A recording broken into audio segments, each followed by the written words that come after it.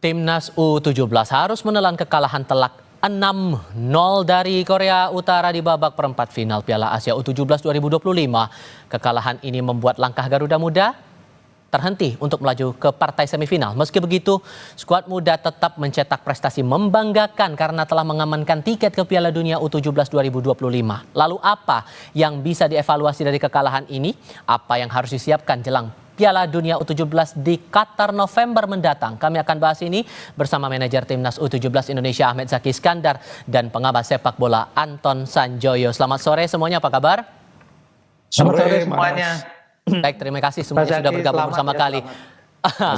Saya juga merasa bahwa apa yang didapatkan oleh Timnas U17 kita ini menjadi hal yang rasanya belum pernah dirasakan. Tapi Bung Zaki, dengan kemarin kita kalah dari Korea Utara, hasil evaluasinya apa saja? Baik, terima kasih. Jadi memang di beberapa kesempatan saya sempat menegaskan bahwa di setiap turnamen seperti Piala Asia atau Piala Dunia, tim yang bisa meminimalisir kesalahan dan juga memaksimalkan kesalahan lawan, itulah tim yang bisa memenangkan setiap pertandingan ataupun bahkan memenangkan eventnya. Nah, kemarin itu memang hasil evaluasi kami sebelum pertandingan semuanya sudah dipersiapkan oleh tim coach ya, bagaimana strateginya, formasinya, kemudian personil yang diturunkan di babak pertama, sampai dengan strategi mengantisipasi set piece, tendangan pojok, maupun permainan menekan dari Korea Utara. Nah, hanya memang gol yang terlalu cepat ini di menit ke-7 atau menit ke-8 tadi yang kemudian membuat mental dari pemain-pemain kita agak sedikit gugup ya, karena selama 3 pertandingan kan kita tidak pernah kebobolan pertama. Nah, kemarin itu kebobolan yang pertama kali dan terlalu cepat juga akhirnya kemudian menjadi kegugupan itu menjadi sangat terlihat. Begitu juga dengan gol yang kedua. Sebetulnya itu sudah beberapa kali diantisipasi pada saat latihan-latihan sebelum pertandingan, terutama 2 hari terakhir. Nah, hanya memang seperti tadi saya katakan, kita silap 1-2 menit saja di pertandingan-pertandingan penting seperti quarter final kemarin. Hasil yang ataupun hal yang fatal pasti akan terjadi. Apalagi mengantisipasi tendangan-tendangan bebas seperti kemarin. Nah, di babak kedua Coach Nova mencoba memberanikan para pemain, memberikan motivasi untuk kemudian berani membuka dan menyerang Korea Utara. Tapi yang terjadi lagi ya, yang seperti kita lihat 4 gol berikutnya di babak kedua karena kita mencoba bermain ikut menyerang. Ada beberapa momen di mana kita juga tidak bisa memanfaatkan momen-momen tersebut untuk menciptakan gol gitu.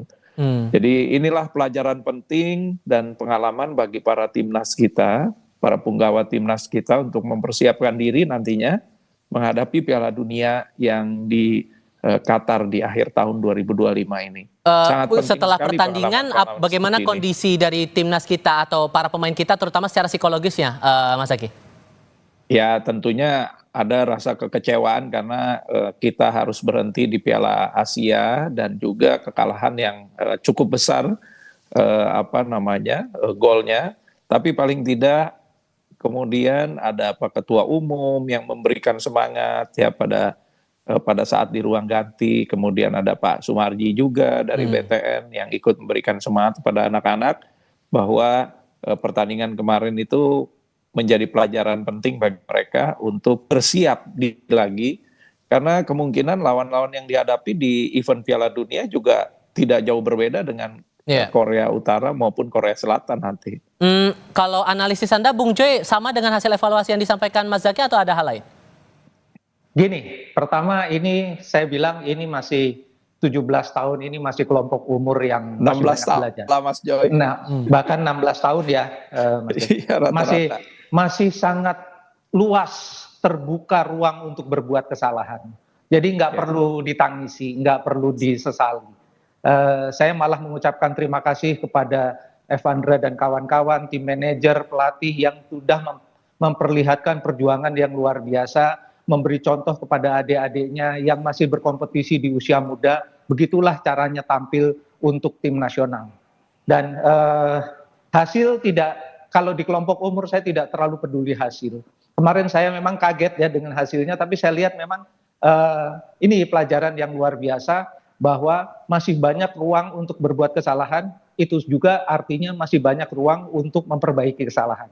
Mereka masih 16 tahun, perjalanan mereka masih panjang, dan saya rasa untuk ke Piala Dunia masih ada 6 atau 7 bulan. Saya rasa kalau mereka terus dipantau, diberi kesempatan untuk bermain, latih tanding dengan tim-tim yang kuat, saya rasa akan ada peningkatan performance nanti di bulan November. Jadi saya tidak terlalu sedih, tidak terlalu kecewa, tapi ini anak-anak masih punya ruang untuk berbuat kesalahan, nggak masalah. Jadi saya sih berharap ya mereka terus improve dan tim ini terus dipertahankan.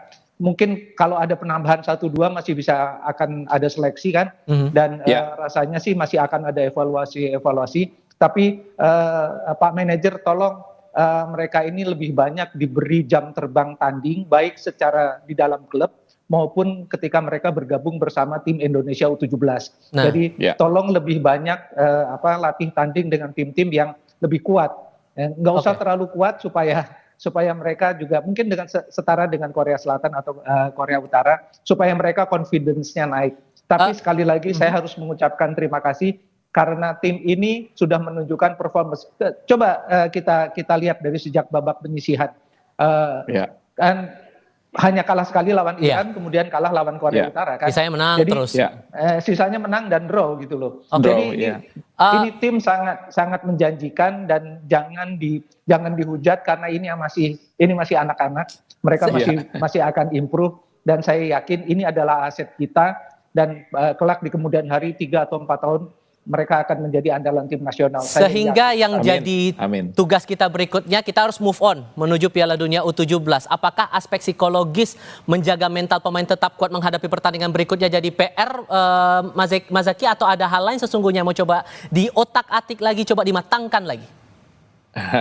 Jadi sekaligus juga saya atas nama tim manajer mengucapkan permohonan maaf kepada seluruh masyarakat Indonesia dan fans sepak bola di Indonesia maupun di Saudi hasil kemarin.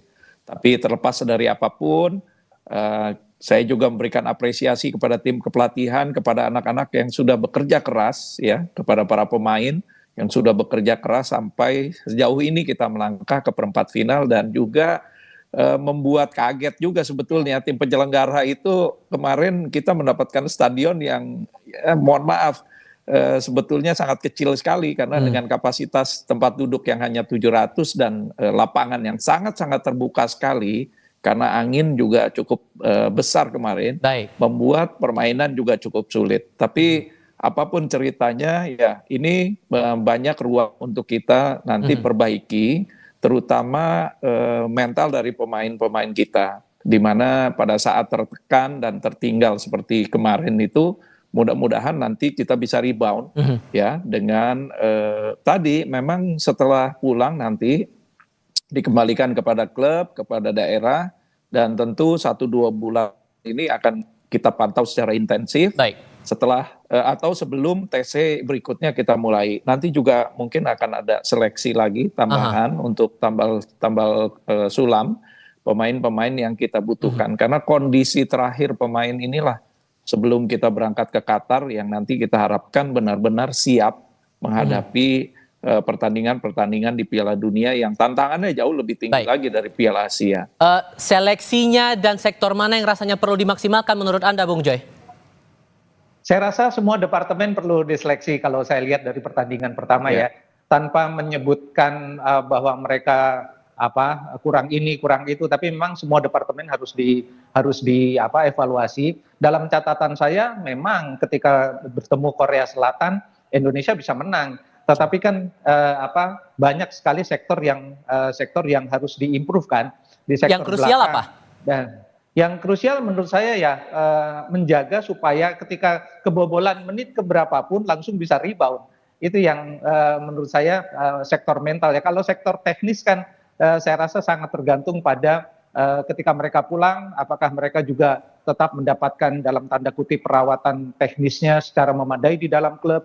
Karena Coach Nova sendiri kan nggak bisa terus mendampingi, dan itu ketika mereka kembali berkumpul sebagai dalam tanda kutip tim nasional harus sudah bisa dievaluasi juga. Tapi sektor teknis masih perlu berkembang. Sektor kondisi fisik juga masih harus berkembang. Lawan Korea Selatan kan sepertiga akhir sudah habis ya. Iya. Kemarin lawan Korea Utara lebih ganas lagi itu Korea Utara, karena kita tahu militansi pemain-pemain Korea Utara ini kan mirip tentara, itu bahkan dididik seperti tentara gitu loh. Jadi bukan cari excuse, tapi memang kalau kita mau bersaing di level elit ya harus naik juga, harus setara dengan Korea Utara gitu dari sektor fisiknya. Yang jelas masih ada harapan untuk timnas kita. Mas Zaky, Bung Joy, terima kasih banyak sudah berdiskusi bersama kami kali ini. Sehat selalu semuanya. Terima Selamat kasih, sore. Mas.